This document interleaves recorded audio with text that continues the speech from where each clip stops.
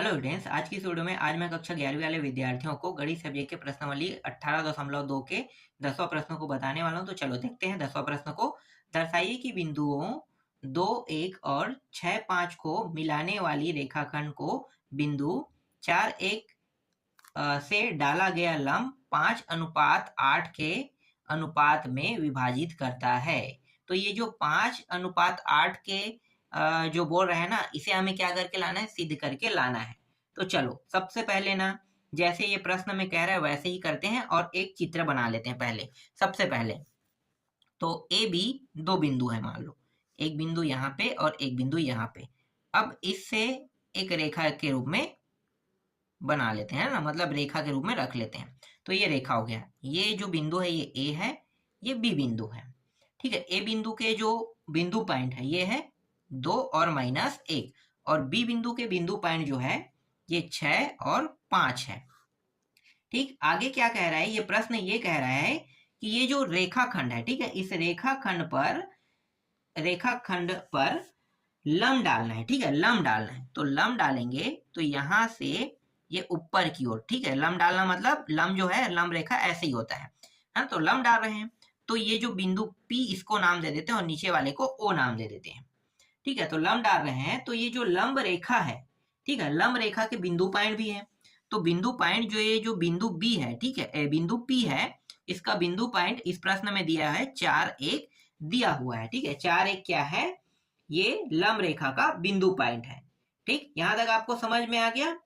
अब आगे ये प्रश्न क्या कह रहा है, 5:8 के 5:8 के अनुपात में विभाजित कर रहा है ना। तो ये हमें सिद्ध करके लाना है, मतलब दो भागों में विभाजित करेगा। तो आगे मैं इसको बताऊंगा कि ये किस प्रकार से दो भागों में विभाजित कर रहे हैं। ये 5 और 8 कैसे आएगा ये मैं आपको निकाल के बताता हूँ। ठीक है, चलो हल करते हैं। इसका हल जो है वो छोटा नहीं है, अच्छा बड़ा है ना, मतलब बड़ा हल होगा इसका। तो सबसे पहले यहां पे मैं लिखूंगा माना माना दी गई बिंदु। देखो जो दो बिंदु दिए हैं ना उनको पहले लिख लेते हैं।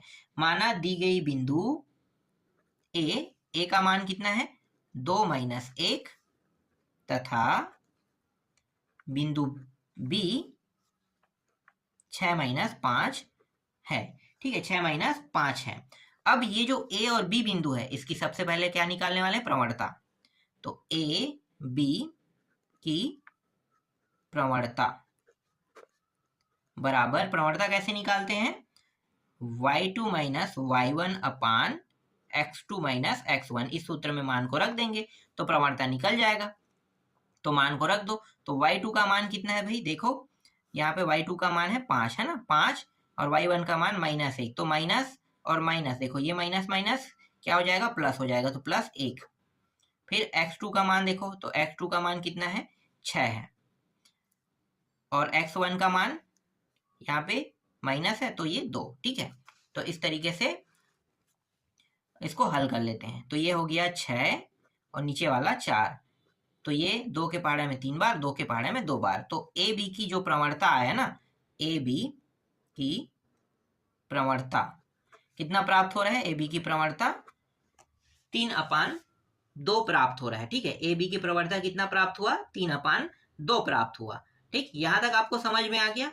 अब क्या करने वाले हैं, ये जो बिंदु P है, ठीक है, बिंदु P है, ये ए बी रेखा पर क्या है, लंब है।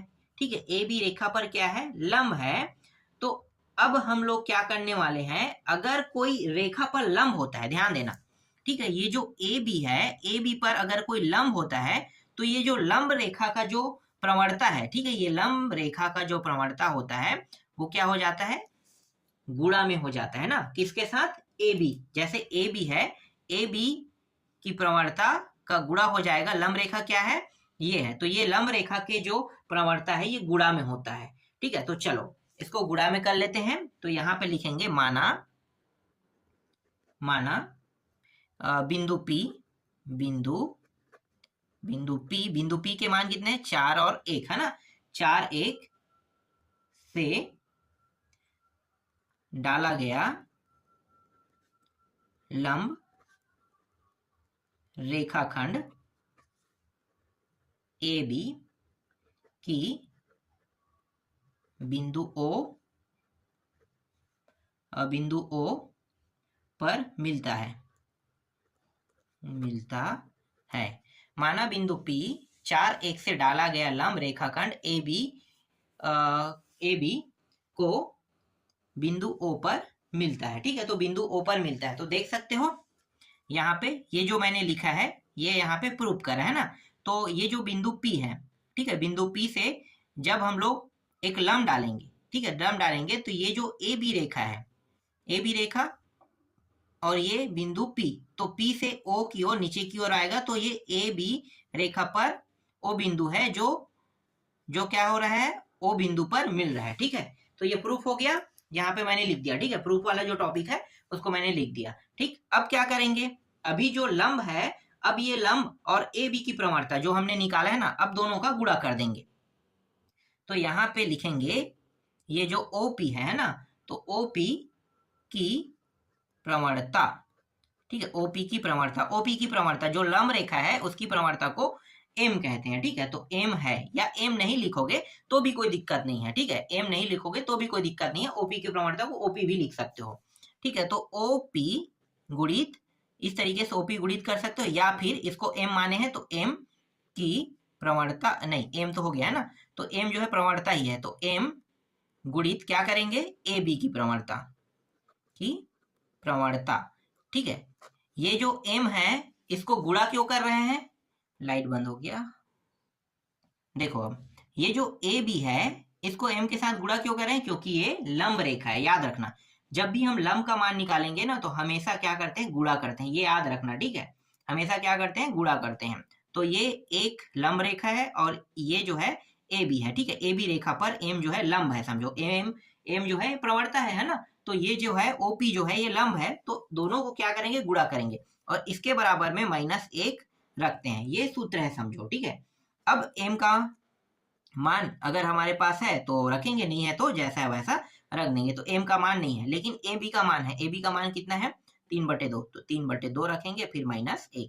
आगे जब इसे हल करेंगे तो M बराबर, ये 2 यहाँ पे आ जाएगा, -2, और ये 3 नीचे आ जाएगा, तो M का मान कितना प्राप्त हुआ भाई, -2/3 प्राप्त हुआ। देखो M का मान आ गया। अब M का मान अगर हम निकाल सकते हैं, ठीक है, M का मान तो निकल ही गया, समझो M का मान निकल गया, तो M का मान अगर निकाल सकते हैं तो इसका मतलब ये है कि अब आसानी से समीकरण का मान भी निकाल सकते हैं। तो चलो समीकरण का मान निकाल लेते हैं। तो समीकरण का मान निकालेंगे तो यहाँ पे लिखेंगे स्पष्टतः रेखा OM बिंदु P, यहाँ पे OP होगा, सॉरी OP है ना, OP स्पष्टतः रेखा OP बिंदु P 4 1 से जाती है,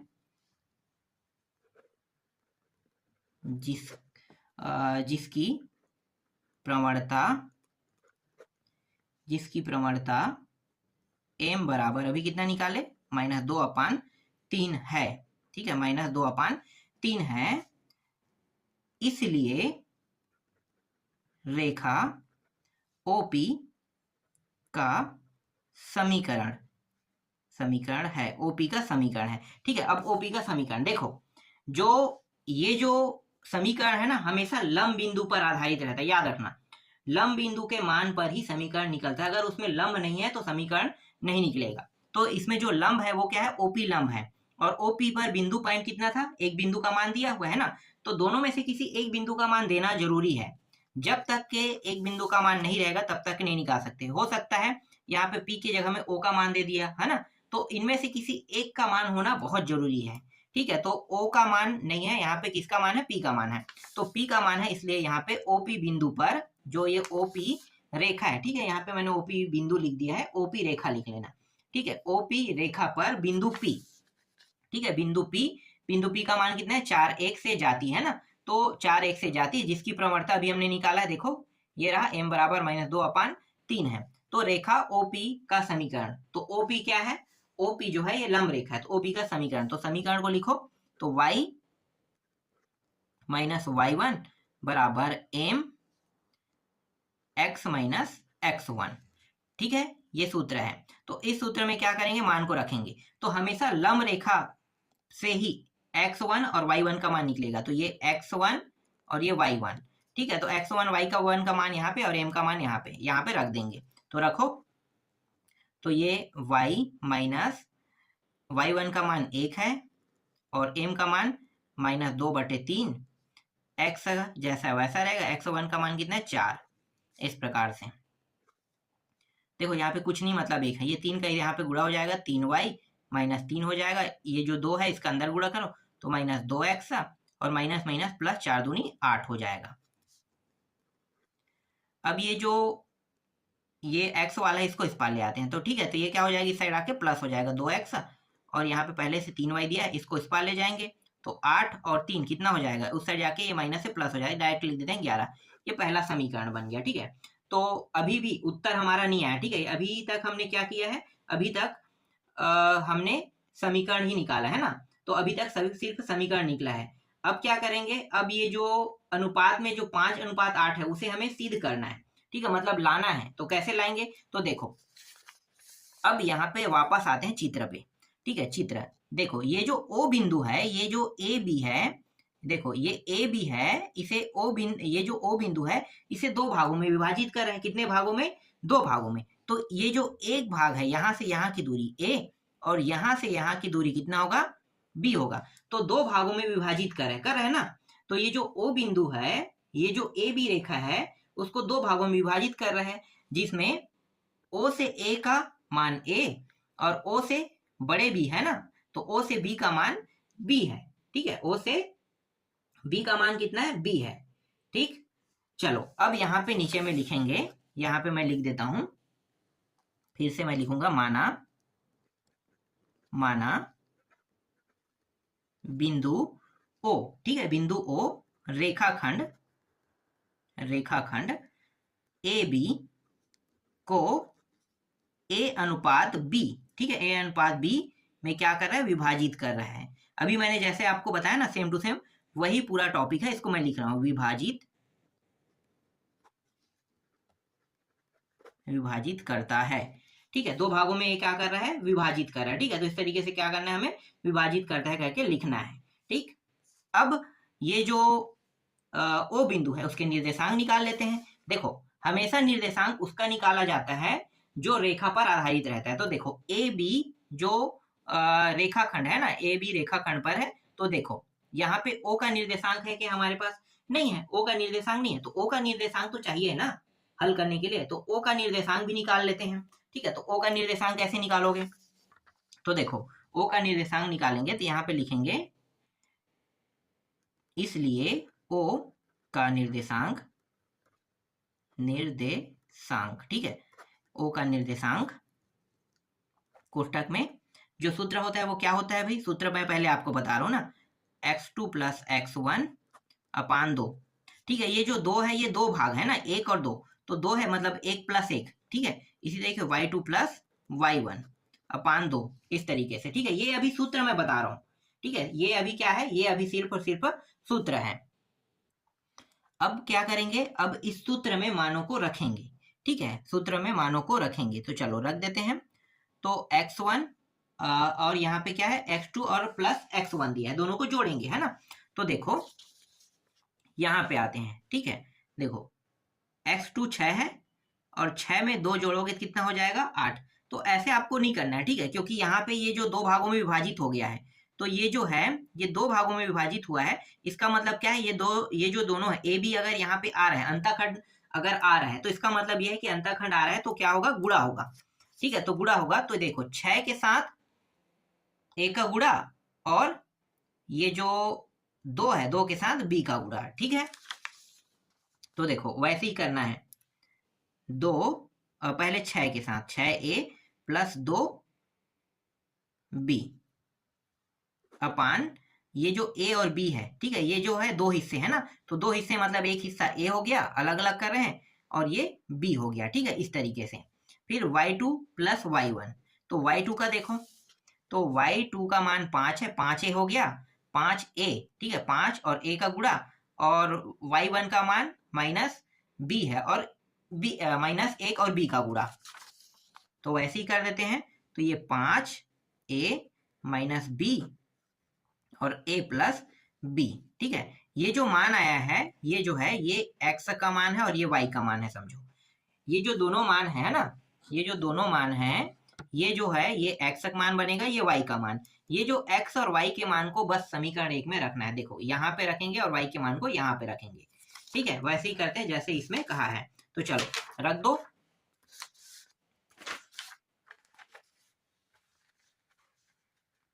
तो y के मान को रखेंगे तो पहले x का मान रखेंगे, है ना। पहले x का मान, तो 2, x का मान कितना है 6a plus 2b upon a plus b, फिर प्लस 3 y के जगह पे रखेंगे 5a minus b a plus b बराबर बराबर इस साइड 11 है।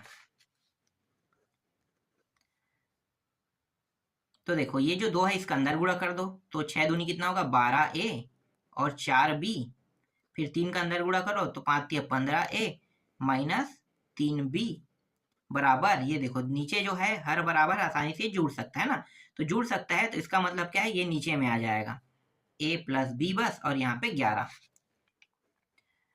अब देखो जो जो जुड़ रहे हैं उसको जोड़ देते हैं। देखो ये दोनों जुड़ रहे हैं तो जोड़ो तो कितना होगा 27a हो जाएगा, और ये दोनों जो है ये घट रहा है तो कितना आ रहा है b प्लस बी बस बच रहा है ना। और नीचे में ये जो a प्लस बी है इसको क्या करते हैं, यहाँ पे इसके साथ गुणा कर देते हैं। देखो ये इस तरीके से गुणा होगा, नीचे से ऊपर चला जाएगा, तो 11a और ये 11b बन जाएगा। अब a वाले को एक साइड, b वाले को एक साइड, ऐसे इस तरीके से इसे कर लेते हैं, ठीक है।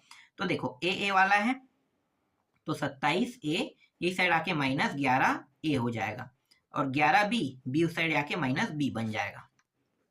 तो ये हो गया, इसको घटाएंगे तो कितना आ जाएगा 16a, और ये हो जाएगा 10b, ठीक है। अब क्या करेंगे, देखो a जहां पे है a है ना, तो b को इसके जस्ट नीचे ले आएंगे, तो 10, तो देखो 10 यहाँ पे बचेगा। अब ये जो 16 है, जैसे ये ऊपर से नीचे आया वैसे ही ये भी ऊपर से क्या होगा, इस साइड में नीचे आ जाएगा, ठीक। अब इसे भाग दे दो, तो पंचे और छक्के अट्ठे, सॉरी पंचे और अट्ठे, है ना। इसका मतलब क्या है, ये a अनुपात b बराबर 5:8, यही हमें क्या करके लाना था, सिद्ध करके लाना था।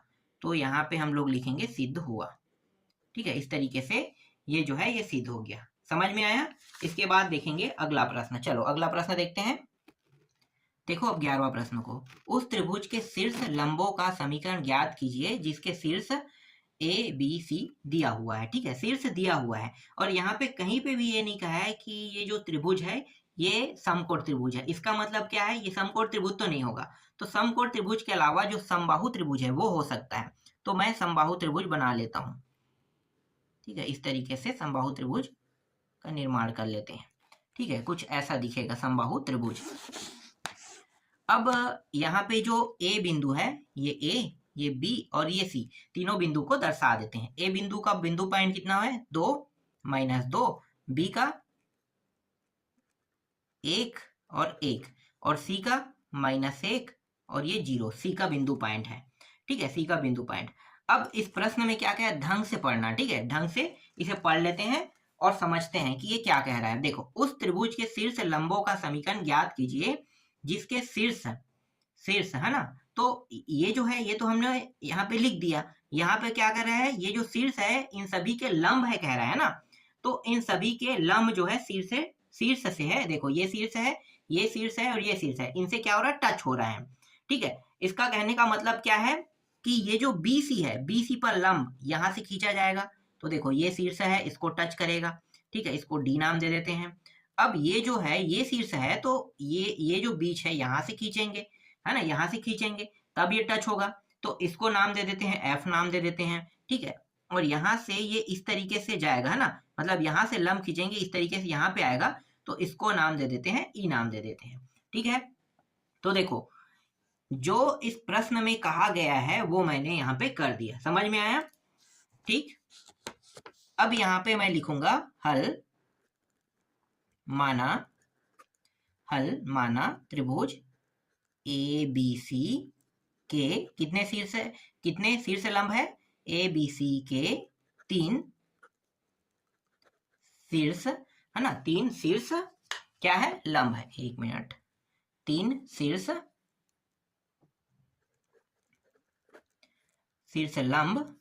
लंब।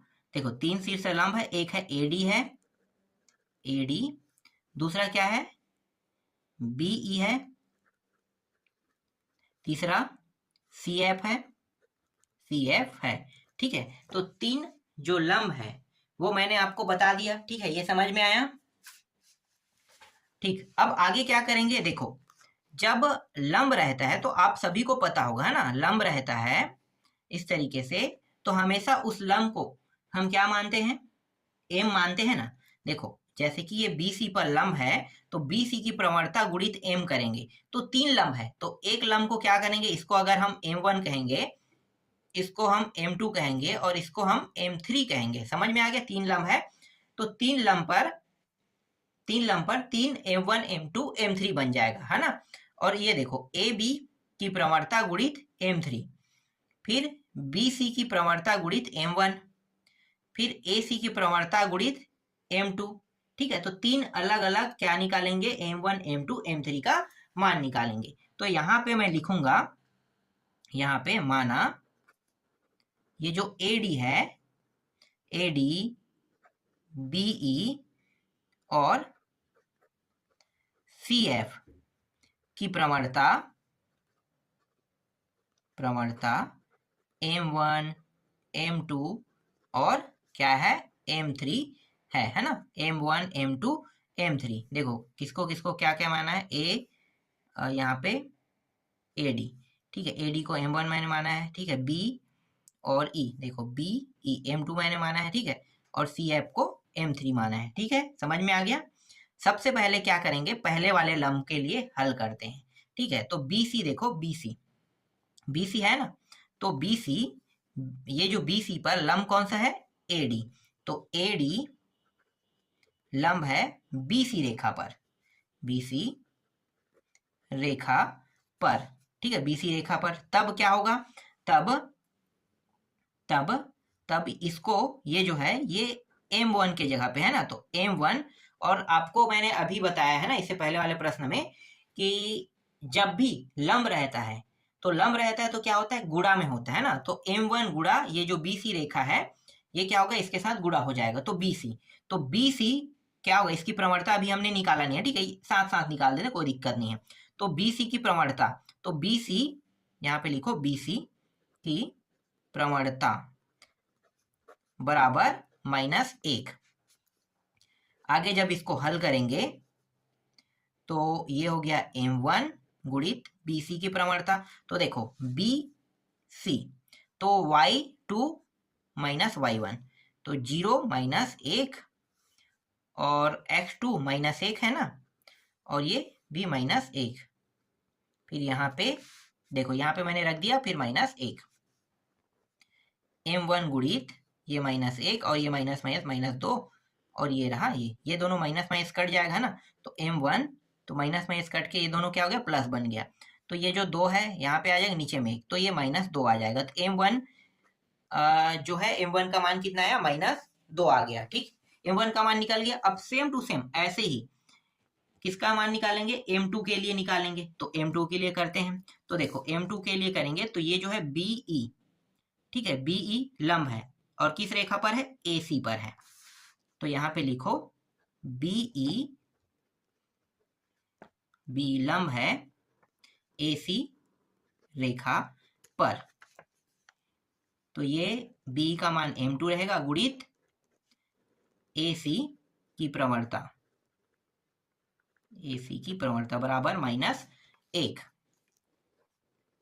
तो M2 गुणित AC का AC के लिए देखो, तो देखो ये 0 और ये -2, तो 0 -2 हो जाएगा ना, और इसके बाद देखो -1 और ये माइनस, तो 3, तो ये हो जाएगा माइनस, सीधा 3 लिख देते हैं, ठीक है, क्योंकि -1 और -2 दोनों जुड़ जाएगा तो कितना हो जाएगा, 3 हो जाएगा, तो डायरेक्ट 3 लिख देते हैं, और फिर इस साइड -1,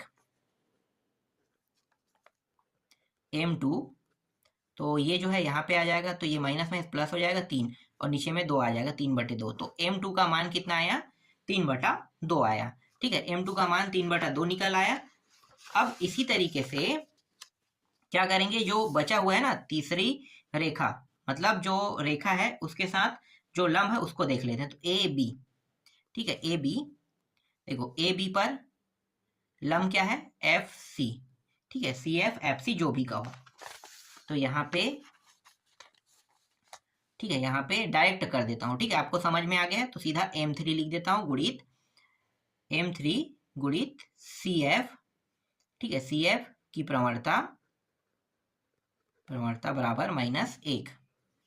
तो m3 गुणित सी एफ, तो सी और एफ, एक मिनट सी एफ क्यों कहूंगा यार, सी एफ नहीं, क्या है, m3 ए बी है, सॉरी ए बी है ना, ये जो है ये ए बी है, ठीक है, ए बी है, सी एफ तो m3 बन गया है ना। तो ये जो है सी एफ जो लंब है और ए बी बिंदु है, ठीक है, ए बी बिंदु देखो, तो ए बी बिंदु में ये 2 हो गया और इसको घटाएंगे तो 2 और ये 2 एक 3 हो जाएगा, ठीक है, 3 हो गया, 3 लिखेंगे। और इसके बाद है, एक मिनट पहले मैं लिख लेता हूँ, 3 हो गया और नीचे में इसको और इसको, तो एक घटाओगे तो -1 आ जाएगा, नीचे -1 और फिर यहाँ पे फिर -1। आगे जब इसको हल करेंगे तो m3 का मान माइनस प्लस है ना, तो 1/3 आ रहा है। तो 1/3 जो है m3 का मान आया। अब क्या करेंगे, अब समीकरण निकालेंगे, ठीक है, समीकरण ज्ञात करने के लिए समीकरण निकालेंगे। तो जो 3 लंब है तो 3 लंब के लिए 3 समीकरण बनेगा, है ना, 3 लंब है तो 3 समीकरण। तो चलो पहले वाले को पहले हल कर लेते हैं। तो देखो ये जो है ना इसके बगल में कर देते हैं, ठीक है, इसके लिए पहले हल करते हैं। तो इसके लिए हल करेंगे तो ये जो एडी लंब है ना, तो एडी लंब है तो एडी यहां पे लिखो, एडी, ठीक, एडी बिंदु, एडी बिंदु, ठीक है, एडी बिंदु, बिंदु ए, देखो एडी बिंदु पर यहां पे जो बिंदु पॉइंट है वो होना चाहिए, या तो यहाँ पर, तो देखो ऊपर में दिया है ना, तो ए पर क्या है, ए बिंदु पॉइंट कितना है, 2 - 2 दिया है, तो 2 - 2 से क्या हो रहा है, जाती है। तो यहाँ पे लिखो जाती, जाती है, तथा तथा प्रवणता, प्रवणता, प्रवणता कितना है भाई, प्रवणता देख सकते हो, प्रवणता -2 है ना, तो m1 बराबर -2 है। तब एडी का समीकरण, तब एडी का समीकरण है, तो समीकरण क्या है, y1 m x - x1, ये सूत्र है, ठीक है, इस सूत्र में मान को रख दो। तो y और y1 का मान क्या होगा, देखो यहां से, है ना, यहां से जो लंब रेखा होता है उसी से ही हमेशा समीकरण बनता है। तो लंब रेखा के जो बिंदु पॉइंट है, ठीक है, ए जो बिंदु पॉइंट था उसमें 2 और ये दिया था, तो ये x1 और ये y1, तो y1 का मान कितना है, माइनस, तो माइनस प्लस, तो +2 लिख दो, m का मान -2 x और x1 का मान कितना है, 2 है, तो 2, इस तरीके से। आगे इसको हल करो तो y + 2 और ये हो गया -2x और +4। अब एक साइड ले आते हैं सभी को, है ना, तो ये जो है माइनस में इस साइड आके प्लस में हो जाता है, आगे ले लेते हैं, फिर y और इसको घटाएंगे तो देखो -2 आ जाएगा और बराबर 0, ठीक है। तो ये निकल गया, ये जो है एडी लंब का, लंब पर जो एडी लंब है ना, तो उस पे समीकरण निकालना था, तो उस पे समीकरण निकल गया, ठीक है। सेम टू सेम इसी तरीके से क्या करेंगे, इसी तरीके से दूसरे के लिए निकालेंगे, इसके लिए बीई, देखो बीई का समीकरण, बीई का समीकरण है, ठीक है, बीई के समीकरण निकालोगे तो बीई के समीकरण निकालोगे तो देखो बीई के समीकरण, रेखा कौन सा है, एसी, तो ध्यान देना एसी, एसी ये रहा, एसी रेखा पर देखो यहाँ पे बिंदु पॉइंट कौन सा है, बी बिंदु पॉइंट, ठीक है, तो ये बी बिंदु पॉइंट में ये जो है x1 और ये y1 बन जाएगा, ठीक है, x1 और y1 बन जाएगा। उसके बाद सेम टू सेम जैसे मैंने इसको हल किया, देखो इसको हल किया सेम टू सेम वैसे ही ये भी हल हो जाएगा, बीई के लिए निकल जाएगा, ठीक है, बीई के लिए निकाल के देखना। फिर इसी तरीके से देखो m3 मतलब ए बी रेखा पे देखो, ए बी रेखा पर ये जो ए बी रेखा है इसमें देखो सी और एफ दिया है ना, तो सी एफ, ये जो सी एफ है, सी एफ का समीकरण निकालना है, तो सी एफ, तो ये हो गया सी एफ का समीकरण निकालना है, ठीक है, सी एफ का समीकरण है, सी एफ के समीकरण निकालोगे तो बिंदु कौन सा रहेगा भाई, सी एफ में देखो यहाँ पे सी पर है, ठीक है, इसका मतलब क्या है, ये x1 और ये y1 बन जाएगा। और हमारे पास पहले से m3 का मान यहाँ पे दिया हुआ है ना, m3 का मान निकालिए बस।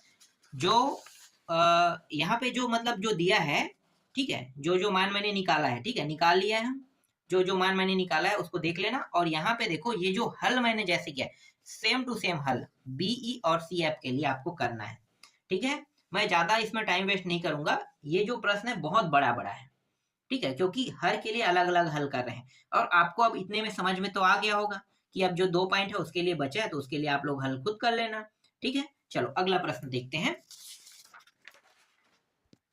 देखो 12वां प्रश्न, उस रेखा का समीकरण ज्ञात कीजिए जो बिंदु 3 4 और यहाँ पे 1 2 को मिलाने वाली रेखा को लंब समद्विभाजित करता है ना, समद्विभाजित करता है कह रहा है, ठीक है। तो सबसे पहले क्या करेंगे, एक रेखा खींच लेते हैं, और रेखा से पहले हम लोग बिंदु लेंगे, तो बिंदु 2 बिंदु ले लेते हैं क्योंकि यहाँ पे 2 बिंदु है ना, तो 2 बिंदु, ठीक है। इस तरीके से अब रेखा खींचेंगे तो ए और बी बिंदु, ए बिंदु का बिंदु पॉइंट कितना है 3 और 4, और बी बिंदु का बिंदु पॉइंट कितना है -1 और 2 है, ठीक है। आगे क्या कह रहे हैं, मिलाने वाली रेखा को लंब समद्विभाजित करते हैं, मतलब इसको 2 भागों में एक लंब के द्वारा काट रहा है, ठीक है। ये लंब जो है ऊपर की ओर भी जा सकता है, नीचे की ओर भी, जहां पे लेना चाहो वहां पे ले सकते हो, ठीक है। तो मैं ऊपर ले लेता हूँ, ये पी बिंदु नाम दे देता हूँ, इसको ओ नाम दे देता हूँ, ठीक है, पी ओ, इस तरीके से, ठीक, पी ओ, ठीक, यहां तक आपको समझ में आ गया। अब क्या करेंगे, देखो हमारे पास ए और बी बिंदु है ना, तो ए बी बिंदु दिया हो तो इसकी प्रवणता निकाल लेते हैं, ठीक है। तो ए बी की प्रवणता सीधा यहाँ पे मैं लिख देता हूं, ए बी की प्रवणता, ठीक है, ए बी की प्रवणता निकाले। तो ए बी की प्रवणता कैसे निकालते हैं, सूत्र आपको पता है, y2 माइनस, एक minute, y2 minus y1 x2 minus x1, यही रहता है। तो y2 का मान देखो, y2 का मान ये पीछे वाला है ना, तो y2 का मान 2 2 और -4, x2 का मान -1 और ये -3, आगे हल करोगे तो ये -2 और ये -4, माइनस में दोनों कट के प्लस हो गया, एक एक कम, 1 और 2, तो 1/2। तो ए बी की प्रवणता कितना आ रहा है, ए बी की प्रवणता जो है वो 1/2 हमें प्राप्त हो रहा है ना, ए बी की प्रवणता 1/2 प्राप्त हो रहा है, ठीक। अब यहाँ पे देखो, ठीक है, ये जो है ए बी पर लंब है ओपी, ठीक है, ए बी पर लंब क्या है, ओपी जो है लंब है, ए बी पर लंब ओपी है। तो इन दोनों में से किसी एक का मान हमारे पास होना बहुत जरूरी है, इन दोनों में से किसी एक का मान होना हमारे पास बहुत ही जरूरी है। अगर एक का मान नहीं है तो आगे हम प्रश्न को हल नहीं कर सकते। तो ऐसे कंडीशन में क्या करेंगे, ऐसे कंडीशन में ये जो बिंदु ओ है या फिर पी है, जो भी मान लो, ठीक है, इनमें से दोनों में से किसी का भी मान आप उसे रख सकते हो। तो यहाँ पे ये जो बिंदु पी है, ठीक है, बिंदु पी, तो बिंदु पी के निर्देशांक निकाल लेते हैं, पी के निर्देशांक, और निर्देशांक कैसे निकालते हैं, x2 प्लस x1 अपान 2 y2 प्लस y1 अपान 2, इस सूत्र से निकालते हैं निर्देशांक। तो देखो ये सूत्र है, इस पे इससे निर्देशांक निकाल लेते हैं। तो ये जो x2 है, देखो इन दोनों से ही हमें निकालना है ना, ये x1 है, ये x2 है, ये y1 है, y2 है, तो मानों को रख दो। x2 का मान कितना है, देखो 2 है, -1 है, -1 प्लस x1 का मान 3, 2, फिर इसी तरीके से देखो y2 का मान 2 है और प्लस y1 का मान 4 और फिर 2, आगे जब इसे हल करेंगे तो ये 2/2 और ये 6/2, 2 एकम, ये दोनों कट गया और ये 3 कट गया, तो नीचे में लिख देते हैं ना, तो एक यहाँ पे आ गया और ये आ गया 3 आ गया, तो 1 3 प्राप्त हुआ, ठीक है। तो ये जो बिंदु P है, ठीक है, P के निर्देशांक निकाले हैं, तो 1 और ये 3 हमें क्या हुआ, प्राप्त हुआ, ठीक है, 1 और 3 प्राप्त हुआ। ये जो है लंब बिंदु है ना, लंब बिंदु वाला है जो 1 3 हमें प्राप्त हुआ, ठीक है। यहाँ तक आपको समझ में आ गया। अब क्या करेंगे, अगर प्रवणता हमारे पास है और बिंदु जो P है, ठीक है, बिंदु P है, बिंदु P और ये O है, तो बिंदु P और O को क्या मानते हैं, M तो मानते हैं ना, M मानते हैं। तो यहाँ पे मैं लिखूंगा, यहाँ पे मैं लिखूंगा माना M ए बी के क्या है, समद्विभाजक है,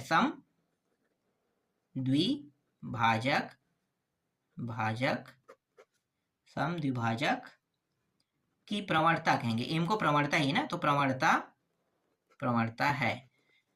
तो एम गुणित ए बी की प्रवणता बराबर -1, ये सूत्र है। एम गुणित ए बी की प्रवणता कितना है, देखो अभी हमने निकाला है ना 1/2, तो यहाँ पे रख देंगे 1/2 बराबर -1, तो एम ये 2 यहाँ पे आ जाएगा, तो -2, तो एम का मान कितना आ गया, -2 आ गया। अब देखो एम का मान भी हमारे पास है और बिंदु पी जो निर्देशांक है उसका भी मान है। जब तक के जो लंब रहेगा उसका मान अगर नहीं हमारे पास नहीं रहेगा तब तक हम समीकरण नहीं निकाल सकते। तो देखो ये मान भी हमारे पास है, ठीक है, ये मान है समीकरण निकालने के लिए, और एम का मान भी अभी हमने निकाल दिया। तो दोनों अगर हमारे पास है तो हम आसानी से अब क्या निकाल सकते हैं, आसानी से समीकरण निकाल सकते हैं, ठीक है, आसानी से समीकरण निकाल सकते हैं। तो यहाँ पे मैं लिखूंगा रेखाखंड ए बी पर लंब बिंदु P, इसके निर्देशांक कितने हैं, 1 और 3 है ना, 1 और 3 से जाता है, 3 से जाता है, और जिसकी प्रवणता m बराबर -2 है, ठीक है, m बराबर कितना है, -2, तो ये -2 है। तब क्या करेंगे, तब ऐसी स्थिति में हम लोग निकालने वाले हैं समीकरण, है ना। तो समीकरण, तो जो लंब रेखा है वो क्या है, OP है ना, तो OP की समीकरण है, इसलिए OP की समीकरण है। समीकरण का सूत्र क्या है, y1, और एक मिनट यहाँ पे m पहले रहेगा, m x -x1। अब मानों को रख दो, तो देखो ये x1 है, ये x1 और ये y1 है ना, तो y -3 बराबर, ये ज्यादा बड़ा हो गया, माइनस छोटा कर लेना, ठीक, m का मान -2 x और इसका मान -1, बस इसको हल करते जाएंगे। तो y -3 अंदर गुणा कर दो तो -2x +2 हो जाएगा ना, माइनस में प्लस होके 2 आ गया यहाँ पे। अब इसे जमा के लिख देते हैं, ठीक है, तो ये 2x आगे में, फिर +y, और ये इस साइड आके क्या हो जाएगा, माइनस हो जाएगा ना, तो -5 और यहाँ पे 0, यही क्या है, इस प्रश्न का उत्तर है। तो इस तरीके से ये जो आपका 12वां प्रश्न है ये भी कंप्लीट होता है, आपको समझ में आ गया होगा, है ना। चलो आगे देखो 13वां प्रश्न। देखो 13वां प्रश्न, उस रेखा का समीकरण ज्ञात कीजिए जो बिंदु 3 - 2 से होकर जाती है तथा y अक्ष के धनात्मक दिशा से 60 अंश का कोण बनाती है, कह रहे हैं। सबसे पहले क्या करेंगे, ग्राफ बनाएंगे, ठीक है, इस तरीके से ग्राफ बनाते हैं, ये x ये y, और ये क्या कह रहा है, देखो ये जो कह रहा है ये धनात्मक दिशा में 60 अंश का कोण बनाती है ना, तो 60 अंश का कोण बनाती है, मतलब क्या है, ये जो y अक्ष है और ये x अक्ष है। अब यहाँ से ऐसे कुछ मिला लेते हैं, ठीक है, इस तरीके से मिला लेंगे। तो ये जो है ये धनात्मक, देखो धनात्मक y अक्ष है, तो y अक्ष कौन सा है भाई, ये है ऊपर की ओर, ये जो है ये x अक्ष का ऋणात्मक है, ये y अक्ष का ऋणात्मक है। हमें सिर्फ धनात्मक पे लेना है ना, तो धनात्मक पे लेंगे, तो धनात्मक क्या है, 1 2 3 4 5 इस तरीके से ना 60 अंश का कोण यहाँ पे बनाएगा, ठीक है, ये जो है 60 अंश का कोण है, 60 अंश का कोण y अक्ष पे धनात्मक दिशा पे बनाता है, कह रहा है, ये हो गया, ठीक है, ये आपको समझ में आया, ये जो चित्र है वो मैं बताना चाह रहा हूँ, आपको समझ में आ गया, ठीक है। अब यहाँ पे देखो ये जो बिंदु पॉइंट दिया है, ठीक है, इसको लिख लेते हैं। तो ये जो बिंदु पॉइंट है ये x1 बराबर 3 लिख लो और y1 बराबर -2 लिख लो, ठीक है, ये x1 और y1, ठीक है। निकालना क्या है, निकालना है मतलब हमें बनाना क्या है, समीकरण, है ना, समीकरण ज्ञात करना है, ठीक है, समीकरण ज्ञात करना है। तो समीकरण ज्ञात करने के लिए देखो x1 और y1 का मान तो है, सिर्फ हमें m का मान चाहिए, लेकिन यहाँ पे एक चीज ध्यान देना है, क्या ध्यान देना है, y अक्ष के धनात्मक दिशा से 60 अंश का कोण बनाती है। तो y अक्ष अगर कहेगा तो ये y अक्ष कह रहा है, इसका मतलब क्या है, जो m का मान है, ठीक है, जो हम m का मान निकालेंगे, जो m का मान है वो y अक्ष के ऊपर डिपेंड नहीं होता है, ये x अक्ष के ऊपर डिपेंड होता है। इसका मतलब क्या है, अगर ये 60 अंश है तो यहाँ पे जो कोण बनेगा वो कितने अंश का होगा, 30 अंश का। तो y अक्ष को आपको छोड़ देना है, ठीक है, y अक्ष को छोड़ देना है, और ये जो है ये x अक्ष के धनात्मक दिशा पे जो बन रहा है यही क्या बताएगा, ये टेन थीटा को प्रदर्शित करेगा, ये टेन 30 अंश को प्रदर्शित करेगा, और ये डायरेक्ट किसको प्रदर्शित कर रहा है, कॉट को प्रदर्शित कर रहा है ना, ये किसको प्रदर्शित करेगा, कॉट 60 अंश को प्रदर्शित करेगा। तो हम जब भी प्रश्न बनाते हैं तो उसमें टेन थीटा का जिक्र होता है, ना कि कॉट का, ठीक है, क्योंकि ये वाई अक्षों को प्रदर्शित कर रहा है इसलिए ये कॉट बना रहा है, और ये एक्स अक्षों को प्रदर्शित कर रहा है इसलिए ये टेन बना रहा है। तो हमें कौन सा लेना है, टेन को लेना है कि कॉट को लेना है, टेन को लेना है ना, तो टेन, तो यहाँ पे एम बराबर क्या होगा, टेन 30 अंश हो जाएगा, और टेन 30 अंश का मान कितना है, 1/3 है, ठीक है, तो एम का मान निकल गया। अब रेखा का समीकरण लगा दो सूत्र भाई, तो रेखा का समीकरण, ठीक है, रेखा का समीकरण y1 m x minus x1,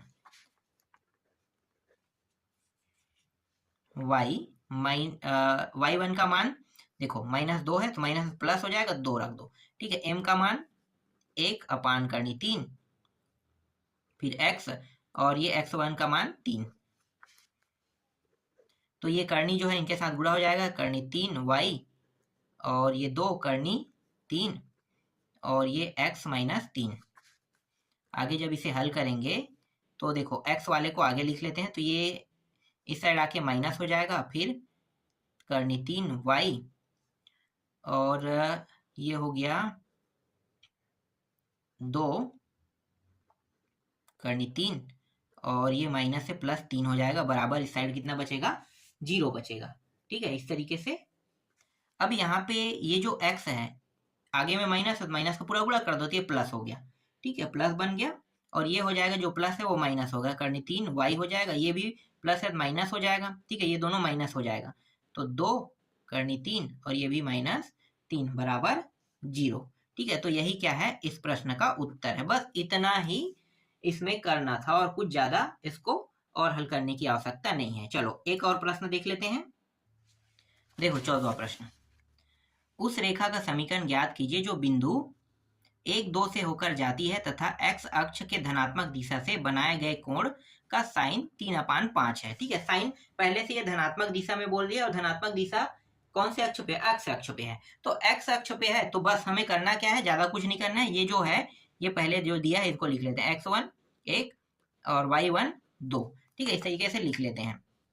अब यहाँ पे ये जो साइन 3/5 है, ठीक है, साइन को कॉस में बदलना है, तो साइन थीटा का मान कितना दिया है, 3/5।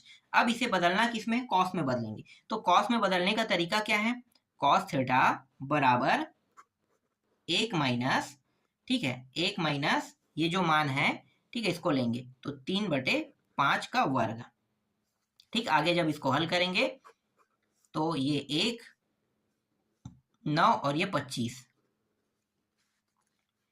जब इसे और आगे हल करेंगे तो 25 से कम 25, 25 में 9 घटाओगे 16, 16/25, तो 4/5 के रूप में बाहर आ जाएगा, तो कॉस थीटा का मान कितना आया, 4/5 आया, ठीक है, 4/5 कॉस थीटा का मान है, ठीक। अब टेन थीटा का मान निकाल लेते हैं, बहुत आसान है, टेन थीटा का मान कैसे निकालते हैं, sine theta upon cos theta, ठीक है, जो साइन थीटा और कॉस थीटा का मान कर रख दो, 3/5 और 4/5, तो देखो 5 और 5 कट गया, बचा कितना, 3/4, तो 3/4 जो है टेन थीटा का मान है, तो टेन थीटा जिसे हम किससे प्रदर्शित करते हैं, m से, तो m बराबर 3/4 यहाँ पे आ गया, समझो 3/4 आ गया। अब क्या करना है, अब भाई रेखा का समीकरण लगा दो, रेखा का समीकरण, ठीक है, रेखा का समीकरण का सूत्र आपको पता है। अब आगे बाकी जो बचा उसको तो हल कर लोगे, तो मैं इतने में ही से कंप्लीट समझता हूँ, ठीक है, तो इस तरीके से जो 10वां 11वां 12वां 13वां और 14वां प्रश्न ये पूरा कंप्लीट होता है। इसके बाद और जो प्रश्न बचा है उसको मैं आपको नेक्स्ट वीडियो में बताऊंगा।